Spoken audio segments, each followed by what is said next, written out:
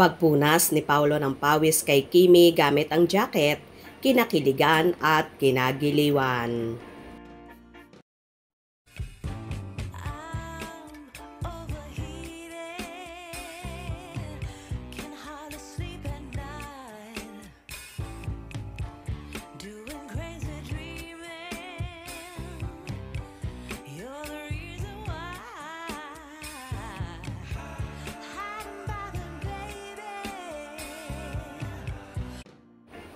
Wala na ngang sasaya pa sa lahat kundi ang Kim Pao supporters sa naging performances ng sinasabing magkasintahan na ang mga bida sa bagong series na The Alibay na sina Kim Chiu at Paolo Avellino. Nagpayanig na naman ang Kim Pao sa Bislig City para sa naging birthday celebration ng isa sa congressman ng naturang lugar na si Sir Alexander T. Pimentel na kitang-kita naman sa mga larawan at video na kumalat na halos hindi mahulugan ng karayom sa dami ng tao ang nasabing venue. Halos lahat nga ay nakatutok lalong higit kina Kimi at Paulo. Nagpaula naman ang pakilig ang Kim Pao na lalong ikinakilig at tinilian ng gusto ng mga taong naroroon. Kagaya na lang ng pagpupunas ni Paulo ng pawis kay Kimi gamit ang jacket at umadlib din naman si Chinita Princess na tumago sa jacket na suot-suot ni Paulo na lalong ikinatili ng lahat ng naroroon.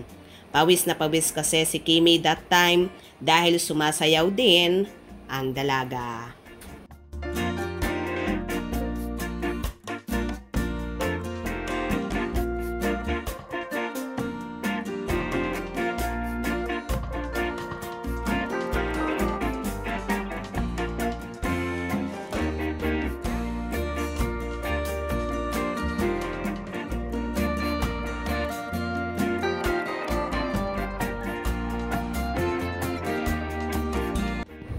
Sinulit naman ni Kim at Paulo ang pagpapakilig sa mga taong naroroon na sila talaga ang inaabangan. Grabe nga ang tambalang Kim Pao dahil sa online platform sa mismong live ng naturang lugar ay umabot sa 17K. Ang nag-abang at nanood sa Kim Pao bukod pa dyan ng mga taong naroroon sa mismong venue.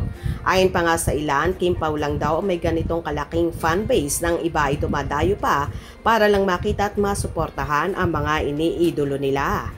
Grabe talaga ang pagmamahal ng Kim Pao Ladja kina Kim at Paulo, kaya naman pinupuna ng Kim Pao ng pakilig ang lahat para worth it ito sa mga taong nag-aabang sa kanila na nagbiyahe pa ng malayong lugar makita at makasama lang sila. Kitang-kita rin sa Kim Pao kung gaano kabait at na-appreciate ang kanilang mga fans na kahit pagod na ay palagi pa rin nakasmile at hindi alintana ang hirap at pagod. Good job Kim Pao, marami na naman kayong napasayang mga taga-Bislig. More shows to come. Hope you enjoyed. Please subscribe for more info.